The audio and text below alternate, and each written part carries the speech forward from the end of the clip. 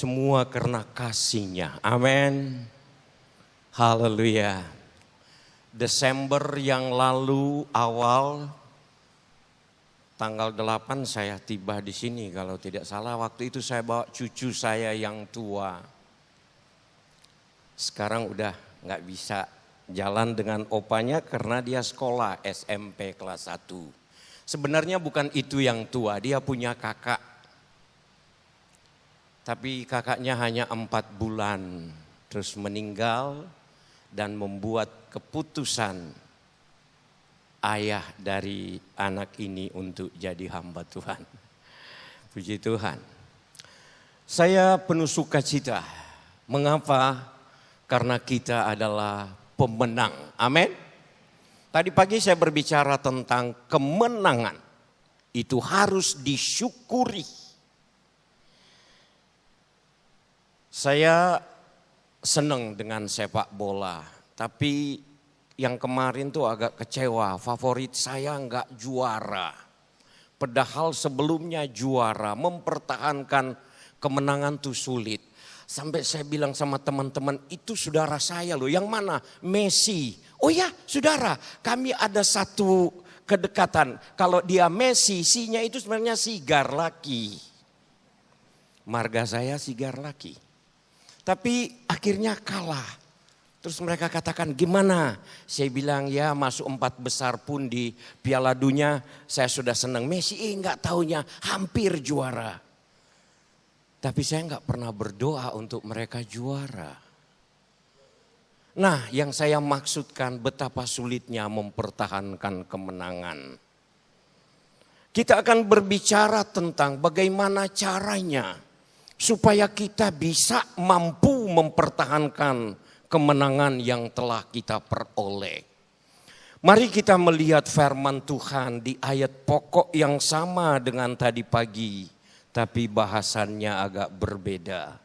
Saya jemput kita berdiri bersama-sama. Membaca 1 Korintus patsalnya yang ke-15. Ayat 57 dan 58. 1 Korintus patsalnya yang ke-15 ayat 57-58. Kita baca bersama di dalam nama Yesus 2-3. Tetapi syukur kepada Allah yang telah memberikan kepada kita kemenangan oleh Yesus Kristus Tuhan kita. Karena itu saudara-saudaraku yang kekasih. Berdiri teguh, jangan goyah. Dan giatlah selalu dalam pekerjaan Tuhan. Sebab kamu tahu bahwa dalam persekutuan dengan Tuhan, jerih payamu tidak sia-sia. Amin. Puji Tuhan, silakan duduk. Di dalam ayat 57 telah jelas dikatakan kita adalah pemenang di dalam Yesus Kristus. Dan kemenangan ini kita harus pertahankan. Kemenangan ini adalah milik kita karena kita milik dari Yesus yang menang, bukan milik dari kegagalan. Seperti yang saya katakan tadi pagi. Nah sekarang bagaimana caranya supaya kita dapat mempertahankan kemenangan yang telah kita miliki. Firman Allah berkata sebab itu, karena itu, oleh karenanya saudara-saudaraku yang kekasih berdiri teguh. Berdiri teguh jangan goyah. Luar biasa. Untuk berdiri teguh jangan goyah. Ini artinya mempertahankan kemenangan yang telah kita peroleh di dalam Kristus Yesus. Saya tidak tahu pergumulan apa yang pernah engkau hadapi sampai hari ini. Tapi ketika engkau dalam Kristus engkau adalah pemenang. Sebab dia telah menang. Maut pun telah ia kalahkan. Amin. Nah sekarang bagaimana supaya kita masih bisa teguh berdiri. Tidak goyah. Sebab banyak orang yang gampang goyah. Waktu menang, wah semangatnya luar biasa. Hei, ketika muncul pencobaan, bingung dia. Kata seorang pelaut, bukan laut kalau tak bergelombang, tetapi laut tak selamanya bergelombang. Seringkali tantangan itu muncul di depan kita. Persoalan ini muncul begitu berat. Padahal kita baru selesai dalam satu kemenangan. Tapi ingat, dia pasti berlalu. Sekarang yang dibutuhkan, kita harus berdiri teguh. Tidak boleh goyah. Teguh, tidak boleh goyah. Sekali Yesus, tetap Yesus. Amin. Saudara, kalau masuk Manado, dari bandara terus Anda langsung lihat gereja-gereja. Begitu sampai di yang namanya Pal 2, di situ ada patung kuda. Anda lihat itu di depan begini. Di sebelah kanan ada gereja GPDI. Dia lagi bangun gereja yang lebih besar dari semula dan memperoleh tanah itu kayaknya setengah ya harganya. Saudara tahu ditulis di situ besar-besar. Sekali Yesus, tetap Yesus. Wow. Saya tanya gembalanya, tante luar biasa. Oh itu Wem, itu kamu punya adik si Stephen yang nulis. Itu hamba Tuhan muda bantu mamanya di situ. Sekali Yesus, tetap Yesus. Ya. Bagaimana caranya supaya kita tetap berdiri teguh? Tidak goyah.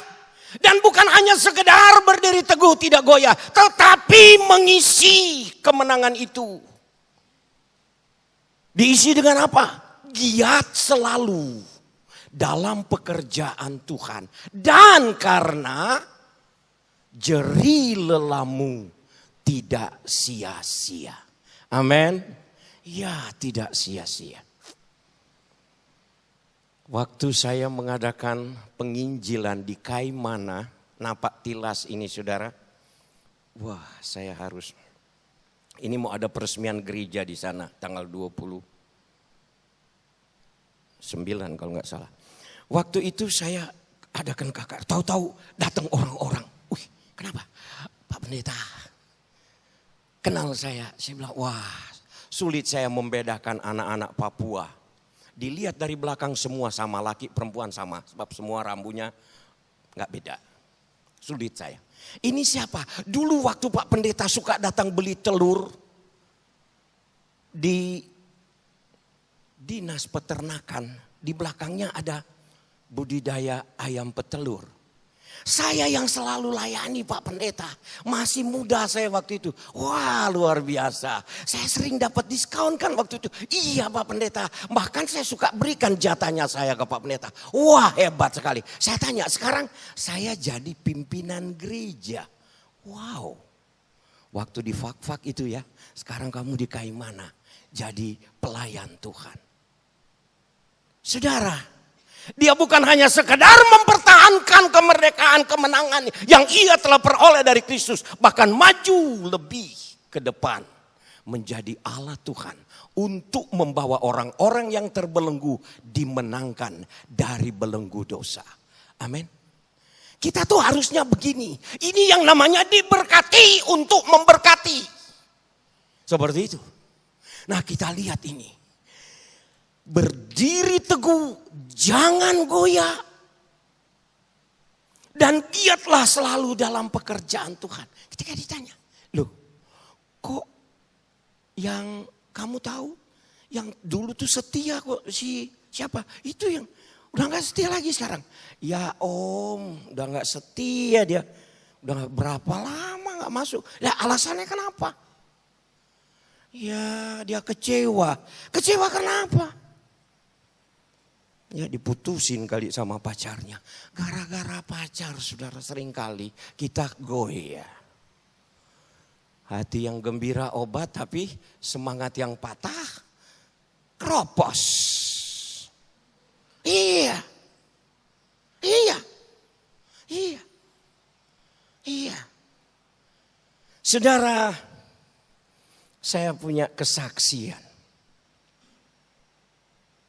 Sebulan yang lalu ada seorang ibu datang. Om pendeta, saya pulang kampung. Wah, Anda siapa? Dia perkenalkan, oh iya, kenapa pulang? Saya ini seorang wanita dan saya pegawai ya golongan 4A. Oh bagus, kenapa pulang? Itu yang saya tanya, enggak nanya tentang pekerjaan Anda. Begini, saya punya suami sudah pergi dengan perempuan lain. Hah? Kenapa? Iya enggak tahu. Terus istri saya katakan, loh coba kamu berdiri, berdirilah dia. Kamu cantik loh. Wah hebat, kok ditinggalin? Apa kekurangan kamu? Nggak tahu saya, om, tante. Terus saya ini jadi Pantekosta gara-gara suami saya. Loh, terus waktu saya datang mama saya bilang, kamu kembali ke Katolik, kamu kembali. Jangan bikin malu. Enggak mama, saya tetap di sini sekali. Pantekosta, tetap Pantekosta. Wow. Terus suamimu, ya udah pergi om, biarin aja dia. Saya udah tahu kebenaran, gak mau mundur saya. Luar biasa. Amin saudara. Iya. Seminggu kemudian dia bawa satu bapak. Dia udah pesan, tante saya bawa orang sakit. Loh, kenapa? Ya iya didoain aja tante. Seminggu kemudian, saya lihat ada mobil, turun. Waduh, laki-laki tinggi, putih, gagah. Kerut mukanya lebih banyak dari saya. Umur kami beda 15 tahun, saya lebih tua. Iya benar. Sakit apa? Yang perempuan ini mengatakan, saya temukan dia di rumah sakit om. Dia diikat kaki dan tangan, suka berontak kalau sakit. Oh iya? Terus saya tanya, kamu sakit apa? Saya nggak tahu. Duit saya udah habis. Oh iya? Ada dua sumber, iya, yang menjadikan uang saya habis. Kenapa? Pertama apa? Saya ditipu orang sudah 1 miliar. Oh, kamu penuh belas kasihan saya bilang. Loh kok ditipu penuh belas kasihan? Ya lihat aja sisi positifnya Pak. Kedua apa? Sudah habis di dokter ratusan juta. Belum sembuh saya. Saudara, kalau sakitnya datang dia teriak. Saya tanya, istrimu ntar lagi datang, muncullah istrinya. Saya tanya, kamu setia ibadah? Belum jawab istrinya, dia udah. Kami biasa gereja di Pantekosta om. Oh iya bagus, bagus itu. Terus, tapi istri saya kalau malam dia ada di tempat judi om. Oh, goyah. Terus saya tanya, duluan mana? Istri apa suami? Bareng om. Dua-dua goyah. Maka kami mulai membuka Alkitab. Memberikan kebenaran. Dia pikir, loh saya kok belum didoakan untuk sembuh. Saya bilang, oh itu nomor 2. Yang nomor 1, keteguhan iman, keselamatanmu kepada Yesus. Supaya enggak goyah. Iya. Saudara kemarin istri saya telepon. Pak, kok Lim datang sama istrinya udah sembuh mereka. Puji Tuhan. Iya. Terus ya itu Ibu Nova juga datang. Ya puji Tuhan. Berarti hari ini 15 tambah 3 tambah anaknya sekitar 20 lah yang ibadah di tempat pelayanan saya. Enggak 15 lagi seperti saya kata tadi pagi. Nambah saudara, yang pikiran saya ntar lagi mereka pergi pindah kampung, pindah kota. Sebab ada beberapa jemaat kita usahanya sudah bagus, diberkati luar biasa. Wih begitu dapat rumah di daerah Citralian, pindahlah dia. Tetapi Tuhan gak pernah pindah dari kami. Amin. Ya. Nah saudara kita lihat di dalam ayat ini, sesungguhnya kita harus berdiri teguh. Ya.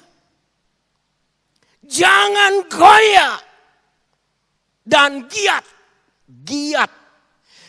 Seperti apa kegiatan itu? Ukuran kegiatan itu sampai berjerih payah, ngos-ngosan. Sudah sampai begitu kita bekerja untuk Tuhan. Amin.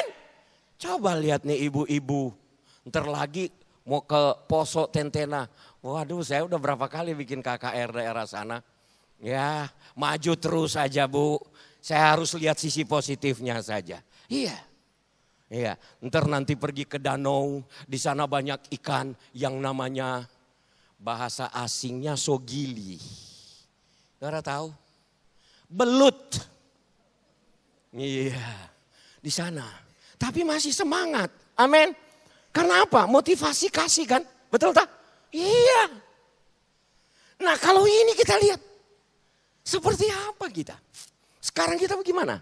Apa datang ke gereja karena butuh bantuan Tuhan saja?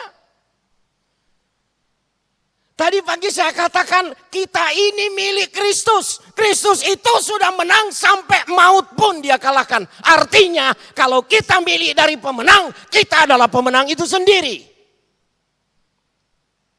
Gak usah dipikirin yang lain. Tuhan pasti siapin. Tuhan pasti selesaikan. Tinggal bilang aja kan. Loh, seperti saya katakan tadi pagi. Saya nak bertamu di sini. Enggak seenaknya saya terus ambil kunci mobil, terus pergi jalan ke sana. Enggak bisa. Karena apa? Mobil itu bukan milik saya. Miliknya Pak Michael. Tapi kalau itu milik kita, seenaknya kita. Nah, Kristus itu milik kita dan kita milik dia. Amin. Iya. Pak minta dan. Iya kan? Wah, anak bungsu saya. Udah 24 tahun kayak anak kecil. Papa, loh Dek, udah mau wisuda kok ngomongnya kayak gitu. Papa, kenapa? Ya iya, dialek Manado tuh gini, abis kita mau mangerek pasap padang. Ya gitu saudara, tahu ngerti. Abis saya mau kalau meminta dikelonin, siapa yang ngelonin saya gitu. Gitu. Iya. Saya bilang oke deh. Kamu apa? Saya mau pelayanan ini, nanti kami akan ke Sangir. Lu lantas pelayanan di tempat kita, nanti pasti Tuhan siapin. Wah enak aja cepet dia, kita kan miliknya Tuhan. Tuhan banyak, ya punya banyak dia yang bisa gantikan saya. Saya bilang oke deh. Ya itu, seperti itu. Tapi saudara, mengapa dia bisa ya begitu terbuka? Karena ini ayahnya. Kalau anak tetangga nggak mungkin kan bilang begitu. Iya, nah kita ini kan milik Tuhan, semua beres. Tetapi mempertahankan ini sulit. Sampai kita bisa berjerih payah, ini sulit. Nah, mempertahankan kemenangan itu, maka kita harus dilengkapi. Pasti kita tahu, Efesus pasal 6. Di sana dikatakan bahwa musuh kita itu bukan darah dan daging. Ya. Ayat 10. Akhirnya hendaklah kamu kuat di dalam Tuhan. Di dalam kekuatan kuasanya. Jadi yang menjadi andalan kita untuk mempertahankan kemenangan yang telah kita miliki. Tetap kuat di dalam Tuhan.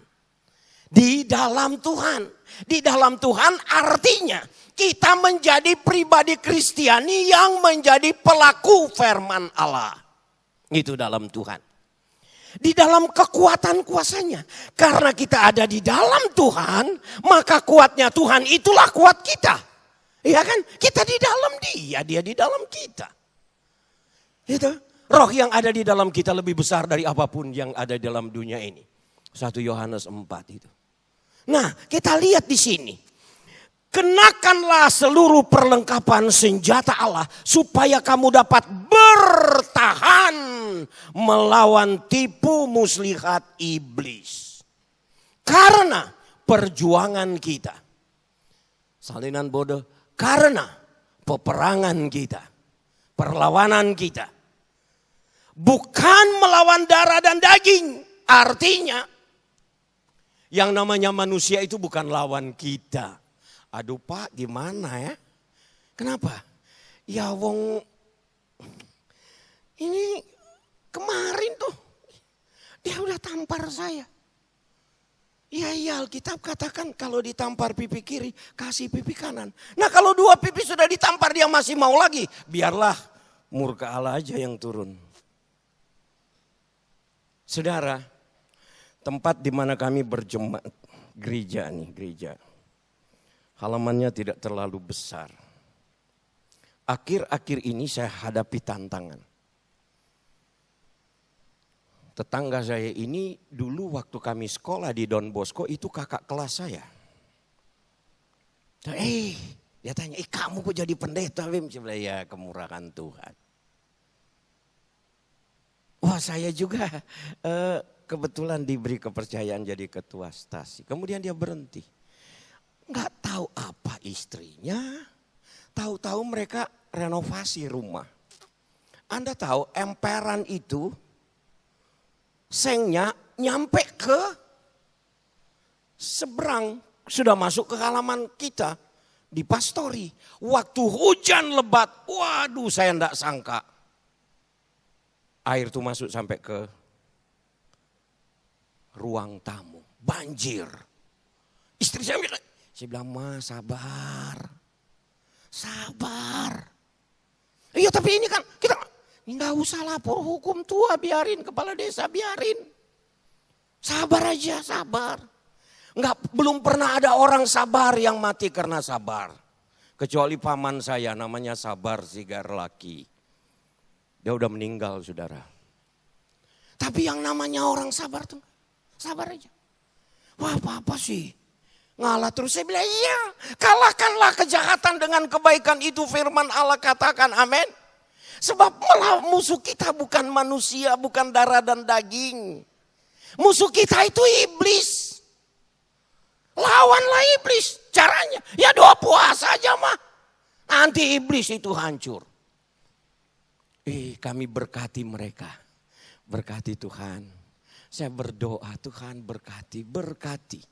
Waktu penantian 10 malam tuh kami masih jalankan.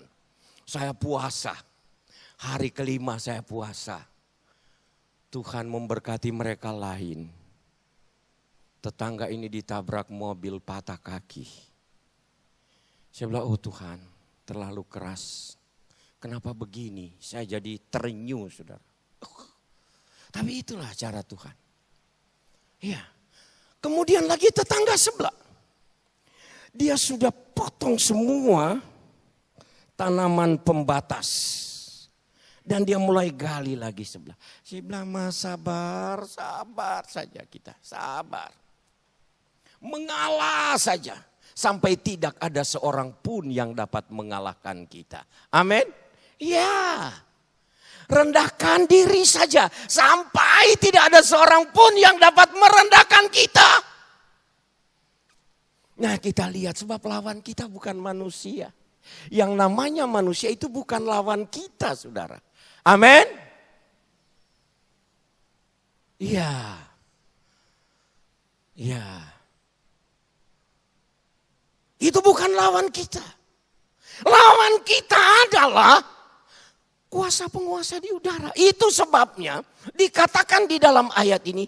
Karena perjuangan kita bukan melawan darah dan daging. Tetapi melawan pemerintah-pemerintah. Melawan penguasa-penguasa. Ingat pemerintah dan penguasa ini bukan pemerintahan yang ada. Bukan, nanti kita lihat akhirnya di sini. Melawan penghulu dunia yang gelap ini. Yaitu roh-roh jahat di udara. Ini antek-anteknya iblis. Itu lawan kita. Ya, itu lawan kita. Saudara, saya ditempatkan Tuhan di daerah-daerah yang masih percaya apa ya, okultisme tuh. Kalau di Manado bilang opo-opo ya Tante Din. Ini yang saya mau lihat dari tadi ya. Ya gitulah, itulah lawan kita. Saudara, saya hampir semua tempat saya dapat seperti ini. Ya. Nah, datanglah saya di tempat pelayanan saya ini. Semua marga yang semarga dengan saya, yang umurnya di atas 60-70 di desa di mana saya melayani. Hampir semua mereka dukun. Sempat saya kumpulin mereka. Om, ndak usah ini, udah masa lalu. Ini ya kita percaya Tuhan lah. Apalagi kita punya desa ini, tuh di belakang kalau airnya naik, itu sampai di tangga pastori itu. Airnya kalau dia ngamuk gitu. Saya bilang kalau Tuhan tutup saja di atas, tahu-tahu airnya masuk langsung ke kampung. Wah, habis kita, nggak sempat bertobat gimana? Stop aja. Selalu saya berdoa Tuhan hancurkan semua kuasa penguasa di udara. Roh-roh itu sedang merasuk orang-orang yang ada di seputaran kami. Itu lawan kita. Kita lihat. Ya, roh-roh kuasa kegelapan yang merajalela. Yang mempengaruhi kita, roh keinginan-keinginan daging, roh-roh duniawi, roh-roh perselingkuhan, roh-roh yang, aduh semua deh. Coba saudara lihat di dalam Galati pasalnya yang kelima ayat 19 sampai 21. Itu daftarnya di sana. Itu adalah produk dari iblis yang coba menguasai kita. Tetapi kita harus mempunyai apa yang ditulis dalam ayat 22 sampai 23 dalam Galati. Itu 9 buah roh. Ini yang kita miliki untuk mempertahankan ini. Maka berkatalah Paulus dalam Efesus pasal 6 ini mulai ayat 12.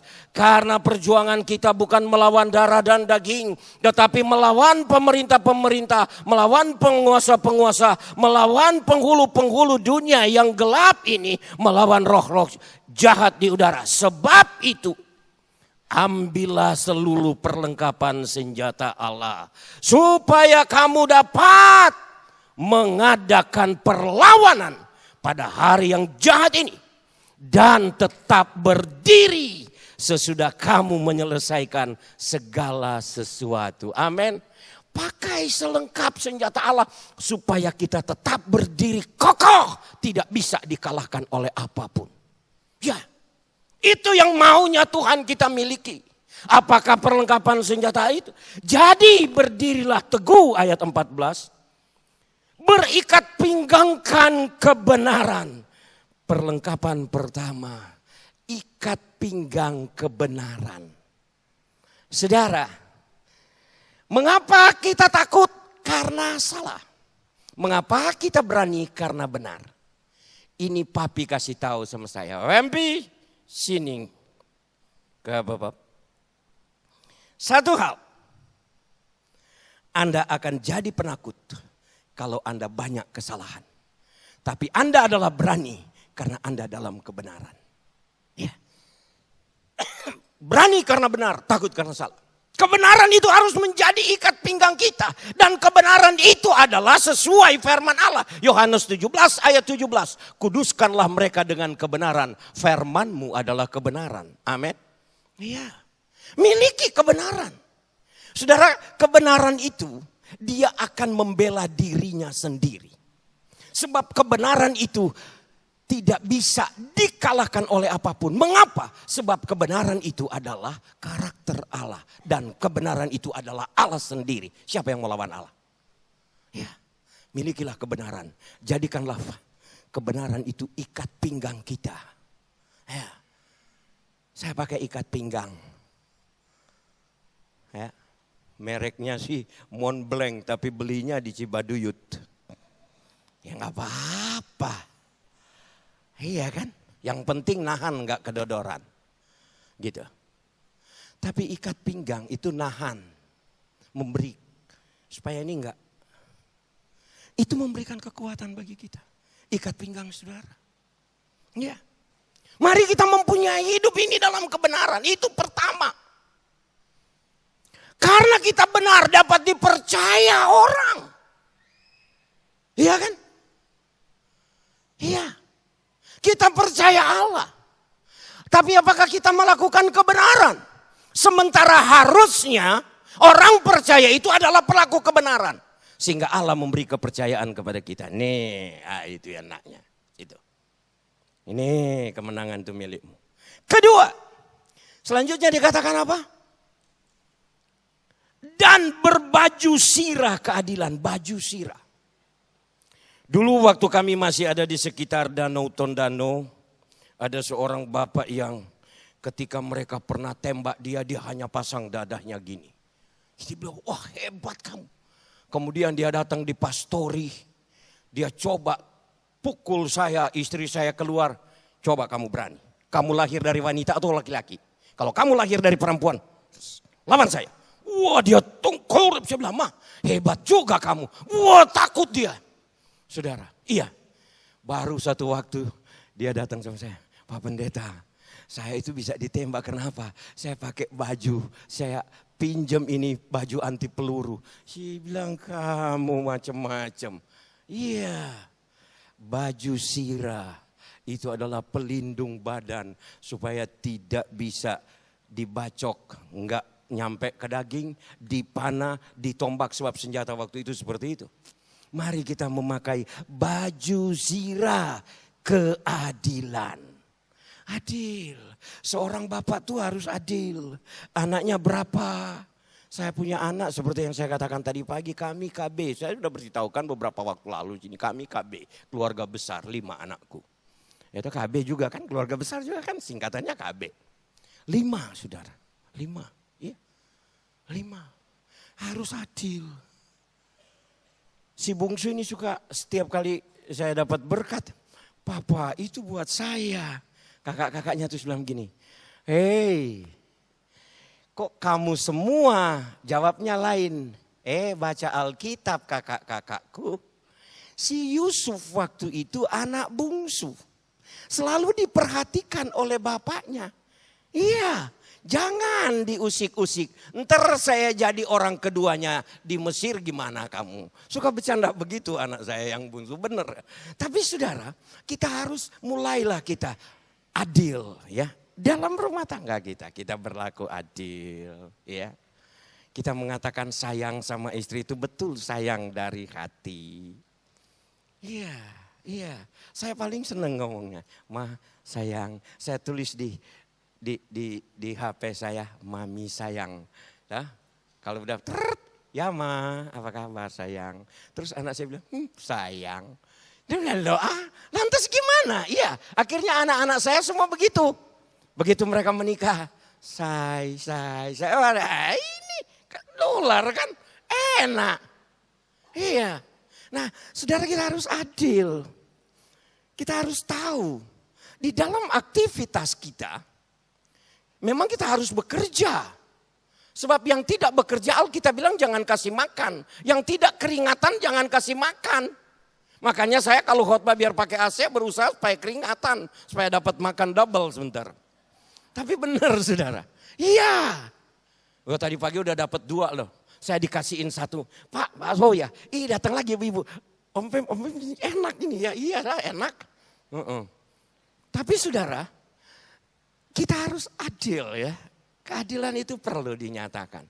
Ketika kita aktif di dalam pekerjaan yang telah banyak menyerap energi, pikiran, semua tenaga. Tapi jangan lupa di rumah ada istri yang nunggu belayan kasih seorang suami. Amin. Iya. Dan juga istri nopang dong suami. Suami lagi pergi. Saya biasa kalau jalan gini. Hari ini mungkin enggak, tapi besok istri saya pasti puasa. Benar. Iya. Dia puasa. Telepon, "Ma, Senin aku puasa Pak." Waduh enak. Preng. Ya. Enak. Seperti itu yang kami lakukan. Padahal anak-anak 5 di pastor itu ya tinggal berdua kita. Ini. Nah saudara, kita harus sadar. Sementara kalau kita lihat suami itu sibuk untuk menafkahi kita dalam rumah. Ya istri nopang. Sebab memang kapasitas istri itu penopang suami. Amin. Iya. Iya. Wah jadi saya jadi bemper. Bukan. Artinya keberhasilan istri andilnya apa? Keberhasilan suami, andilnya juga ada di istri. Gitu. Adil kan? Iya. Anak-anak juga seperti itu. Enggak ada, oh si anu nih anak emas, si itu anak emas. Enggak ada. Iya. Masa wanita dibilang emas? Wanita yang jeng, yang laki ya emas. Iya kan?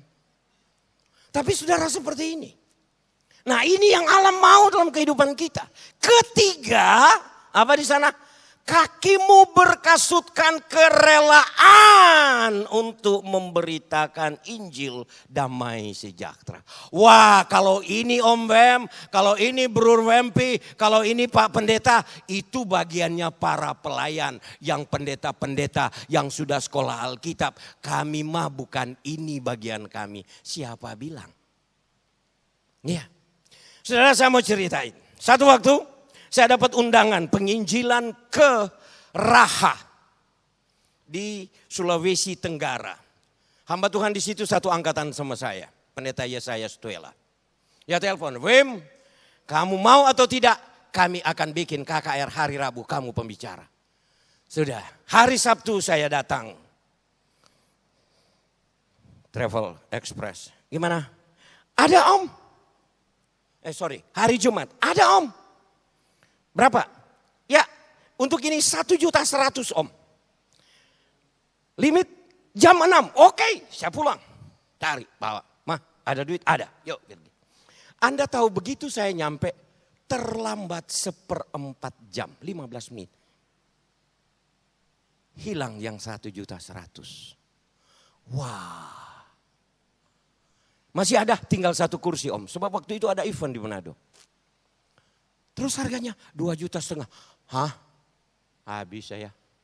Gimana? Saya pulang. Semalam tuh saya doa banyak kali berlutut. Hari Senin saya jalan. Mau pergi ambil ini tiket. Uang di tangan saya 1.100.000 untuk tiket. 100 untuk perjalanan. Saya bilang enggak, saya mampir. Anda tahu saya mampir kemana? Ke kantor bupati. Selesai upacara beliau naik ke atas. Kita pergi ikut. Pak Pendeta ada? Iya. Ada perlu? Iya, perlu sama Bapak. Oke.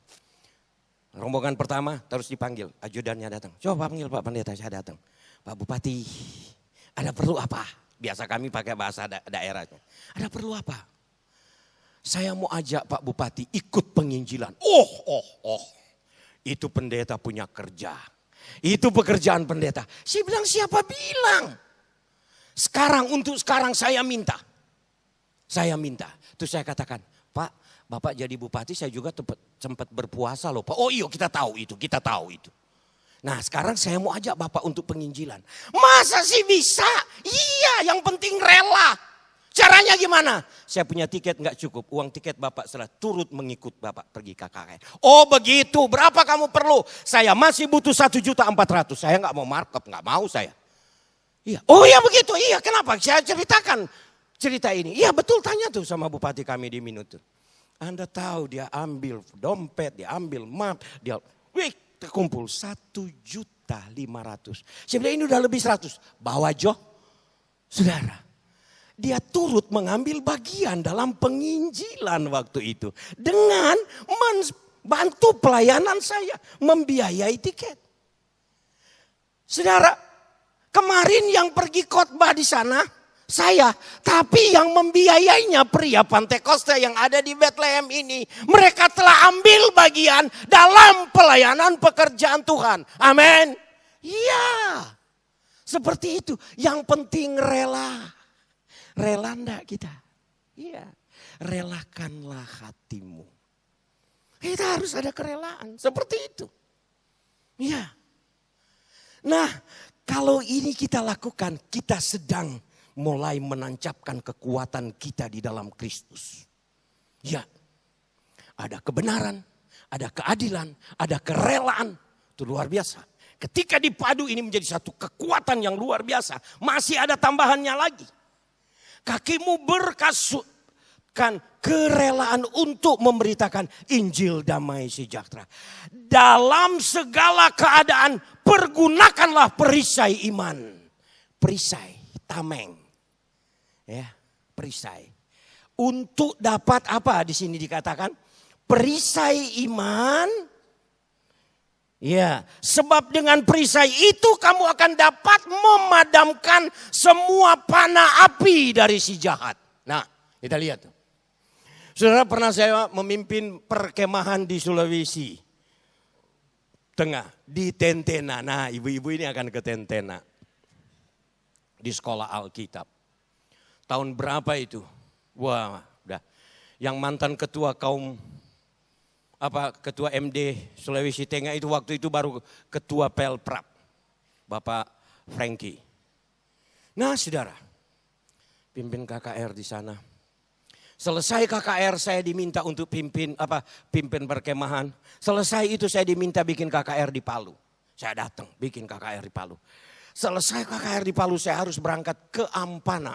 Capek tapi udah berapa banyak tahun itu sih. So 18 tahun lalu kalau nggak salah. 24 tahun lalu seumur anak saya yang bungsu. Masih kuat. Tetapi sekarang ini juga seperti firman Allah. Kuatku sekarang sama dengan 45 tahun yang lalu. Iya kan? Begitu. Nah, saudara, apa cerita? Begitu kita naik mobil, bus. Kok bapak di sebelah saya ini baca mantra. Saya rasa seperti cek. Kok saya disantet ini. Darah Tuhan. Mulai naik kopian, terus mau ke Poso ini, arah ke Ampana ini. Begitu sampai di Poso, mau sarapan dia cari saya di mana. Saya nggak mau. Saya takut jangan diracun makanan saya kan. Seperti itu. Saudara, Anda tahu apa yang jadi? Ketika di dalam satu perjalanan sudah sekitar jam 8 pagi, dapat satu desa. Dia semakin gencar hantam saya. Saya ingat doa istri saya. Doa ini saya pernah berkata dalam hati saya, kok mama doanya kayak begini, gak masuk akal perasaan. Doanya tuh begini, Tuhan kuasamu tidak berubah. Biarlah panah jahat dari si setan itu kembalikan ke busurnya. Wow. Tembak harus kembali ke sini. Saya pakai saudara. Dan saya ingat ayat ini. Dalam nama Yesus. Dalam hati. Kembalikan anak panah jahat ke busurnya. Dalam nama Yesus. Amin. Sebab saya udah siksa sekali. Udah setengah mati. Seperti ada panah hantam sini. Benar. Panas tinggi. Dia baca mantra terus nih Bapak. Anda tahu dia teriak. Safir berhenti. Kaget semua orang. Dia turun ke got. Maaf bicara saudara. Maaf bicara. Di situ saya lihat. Dia buang air besar. Tanpa bisa membuka bajunya lagi. Tanpa bisa cari tempat lagi. Udah di situ. Anda tahu apa yang terjadi? Begitu selesai itu. Dia menggelepar di got. Prak, mati. Ini kesaksian benar saudara. Saya alami. Tuhan tolong. Tolong saya terlalu keras. Tapi itu saya alami. Ya, waktu saya pimpin perkemahan di Tentena. Saya jalan, saya udah lapar sebab saya enggak sempat sarapan waktu di Poso. Saya jalan di desa itu. Saya jalan. Ada dua hal yang saya pelajari ketika kita penuh kerelaan dalam kebenaran dengan keadilan dan menggunakan iman ini sebagai perisai. Anda tahu apa yang terjadi? Saya lagi di jalan cari untuk apa yang bisa dimakan di desa itu. Tahu-tahu ada seorang ibu panggil nama saya. Om Wempi, kaget saya. Oh Tuhan, masa ada orang yang kenal saya di desa sejauh ini. Dia lagi gendong anaknya, maaf bicara. Anak ini cuma pakai sandal jepit tapi enggak pakai. Anaknya udah 2 tahun, 3. Hanya pakai kaos belum, enggak ada celana. Bener. Saya lihat, loh kok kamu kenal saya? Iya kan yang pimpin perkemahan. Saya ibu rohani di sini. Saya bilang tunggu saya pergi ke mobil. Kolektor KKR itu masih dibungkus pakai apa tuh? Tas plastik. Kresekan ini. Tak ambil, saya enggak hitung. Ini berkat. Wah om, iya Tuhan suruh saya ngasih ini. Saya kasih semua. Benar. Terus maunya apa om? Pisang. Saya pengen makan pisang di sini. Sebab saya belum sarapan. Saya cari pisang. Dibawa saudara. 1 tan. Saya bilang, wah kebanyakan ini. Kebanyakan hanya 1 orang. Tapi benar. Saudara, 2 hal terjadi ketika saya memakai perisai iman. Iblis dihancurkan, saya bisa jadi berkat buat anak ini, hamba Tuhan ini. Benar. Mari kita ada di sana. Amin. Mari kita ada di sana. Haleluya. Kuasanya tidak pernah berubah. Terus. Dan dalam segala keadaan pergunakan perisai iman, sebab dengan perisai itu kamu akan dapat memadamkan semua panah api dari si jahat. 17. Dan terimalah ketopong keselamatan. Ketopong keselamatan. Ketopong itu taruh di sini. Perisai itu di sini. Ya. Pergunakanlah lenganmu bukan untuk ninju istri. Ya, haleluya. Ya. Tapi menjadi simbol kekuatan iman keluarga. Waduh, gagah bener tuh ya. Sekarang ketopong. Itu ditaruhnya di kepala. Iya. Untuk melindungi kepala. Kayak helm gitu tuh. Tentara-tentara dulu kan pakai. Waduh. Wah, hebat. Hendaklah apa yang ada di batok kepala kita ini adalah 1 Korintus pasal 2 ayat 16.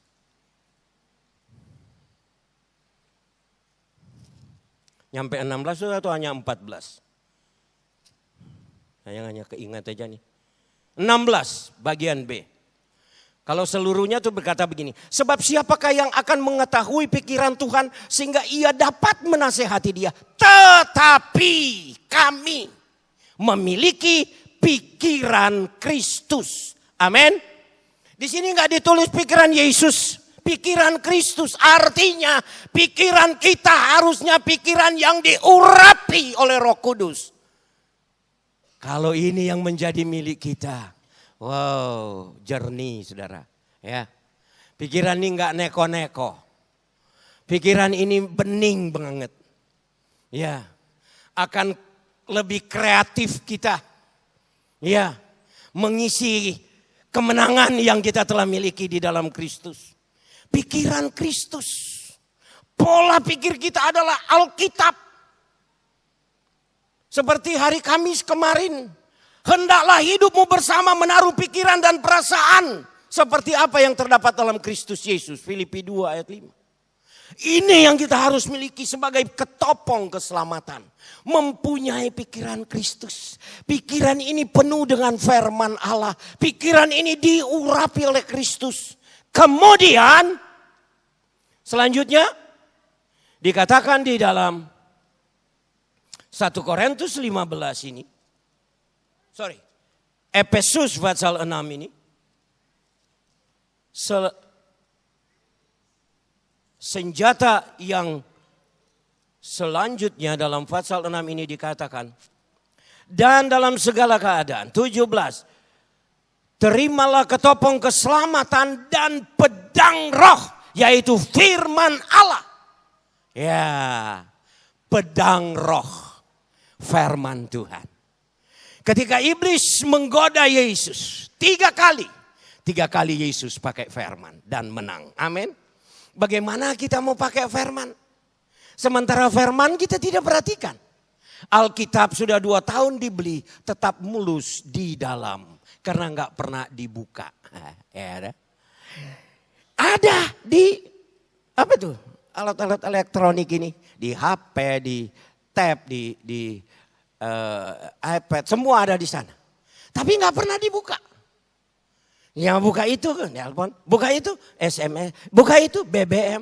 Iya, kalau masih hanya sampai di sana. Kalau sudah yang lebih parah lagi, wah.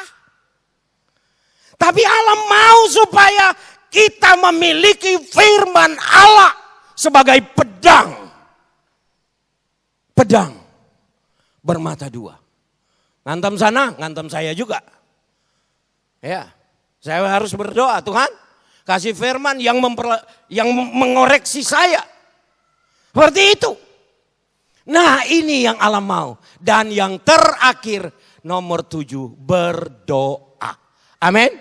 Dalam segala doa dan permohonan, berdoalah setiap waktu di dalam roh dan berjaga-jaga di dalam doamu itu dengan permohonan yang tak putus-putusnya. Anda tahu jauhnya jawaban atas persoalanmu hanya sejauh lutut dan lantai. Ya. Hanya sejauh lutut dan lantai. Artinya doa itu dapat menyelesaikannya. Ya, doa. Ketujuh senjatanya adalah doa. Doa. Beritahu Tuhan. Curahkanlah isi hatimu. Pemazmur katakan, curahkan isi hatimu. Maka Tuhan akan menjawab. Terlalu banyak yang Tuhan kerjakan. Waktu kami mulai masuk di tempat pelayanan yang ada saat ini. Gerejanya memang sangat-sangat memprihatinkan. Sengnya udah bekarat semua dan sudah tidak layak. Di depan itu sudah memble, saudara. Ya, pejabatnya nih lewat. Pendeta, gereja ini kok kayak begini. Saya bilang kalau mau dia bagus bantulah. Simpel aja saya ngomong. Mujizat-mujizat terjadi. Ada satu, saya pernah cerita sini tuh. Satu keluarga muda. Istrinya harus dioperasi sebab di dalam selaput otaknya itu ada pendarahan. Anda tahu kenapa?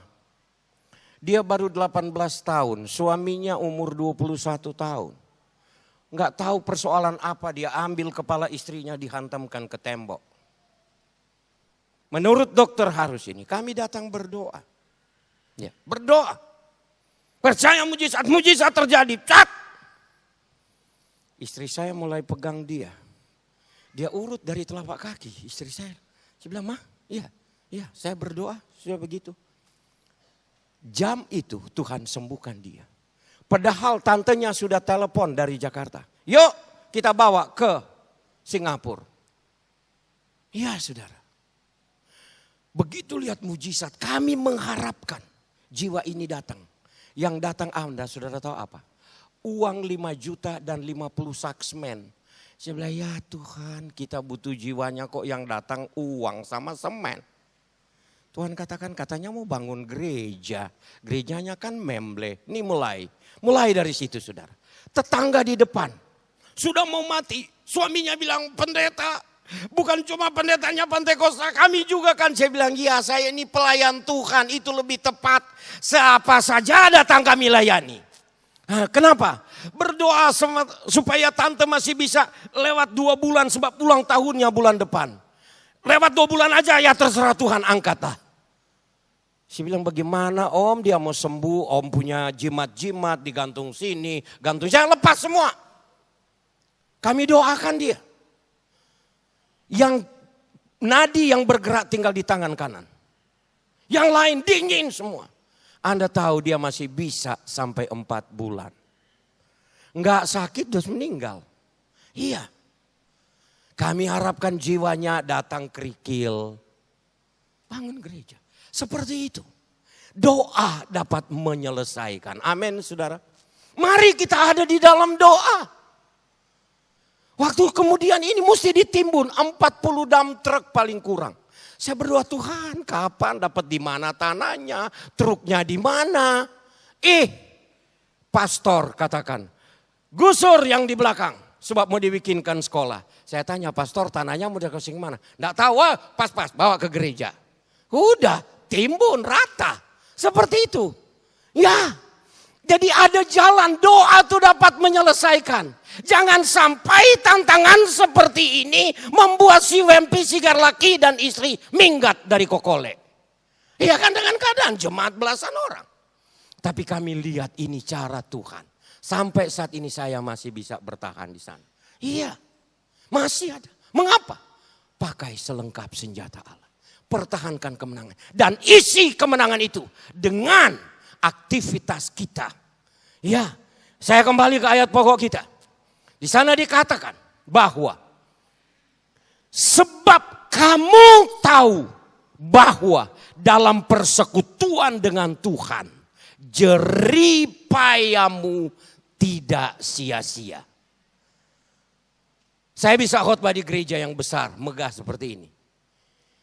Saya nggak akan dapat melihat ini kalau nggak ada tantangan yang pernah dilewati masa lalu. Tanya sama gembala saudara. Jadi harga sukses itu korban. Ya, itu intinya. Kita lihat. Nah, untuk mempertahankan itu, tantangan sekalipun miliki selengkap senjata Allah, maka kemenangan itu menjadi milikmu. Dan engkau dapat mengisi kemenangan ini dengan berbagai aktivitas yang sampai engkau membuat jerih payamu tidak sia-sia. Ya, pasti tidak sia-sia. Ibu-ibu dari Ketapang ya, iya, Ketapang. Pasti tidak sia-sia. Jerih payah di dalam Kristus ya. Nah, di dalam Kristus berarti pola kerja kita adalah Kristus. Pola kerja kita adalah Kristus. Langkah kita adalah firman Allah. Tindakan kita adalah sesuai tuntunan Roh Kudus. Itu ada di dalam Kristus. Keluar dari ini, di luar kebenaran. Tapi ketika kita ada di sana, kemenangan itu menjadi milik kita. Saat ini, Dia yang empunya kemenangan telah memberikannya kepadamu. Dan juga Dia memberikan kemampuan untuk kita tetap berdiri teguh. Tidak bisa digoyahkan oleh apapun. Ditawarkan apa saja. Tetap pada kebenaran dan keadilan. Prinsip Alkitab. Amin saudara. Ya, jangan mau dihargai dengan materi iman kita. Sebab iman itu lebih dari segalanya. Kita boleh tidak punya apa-apa, tapi jangan sampai tidak punya Yesus. Tapi ketika kita mempunyai Yesus, maka kita memiliki Yohanes 1 ayat 3. Segala sesuatu dijadikan oleh Dia. Tanpa Dia tidak ada satupun. Artinya, kalau kita memiliki Yesus, kita akan memiliki segala sesuatu. Amin. Haleluya, pertahankanlah kemenangan itu. Yang terakhir, ketika Zerubbabel membangun Ka'bah Allah, menghadapi tantangan yang berat. Tantangan itu diungkapkan seperti gunung besar. Tetapi ketika Fatsal 4 ayat 6, Sakaria, bukan oleh kuat, bukan oleh gagah, tapi oleh Rohku, ayat 7. Semua gunung besar di depan Zerubbabel dibuat rata oleh Tuhan. Amin. Itulah kemenangan kita. Haleluya. Mari kita berdiri semua. Dia yang empunya firman ada bersama-sama dengan kita. Saya boleh keterbatas mengungkapkannya. Tetapi apa yang engkau telah terima lewat firman Allah, miliki dan pertahankan kemenangan yang telah diberikan oleh Tuhan kepadamu. Milikilah selengkap senjata Allah.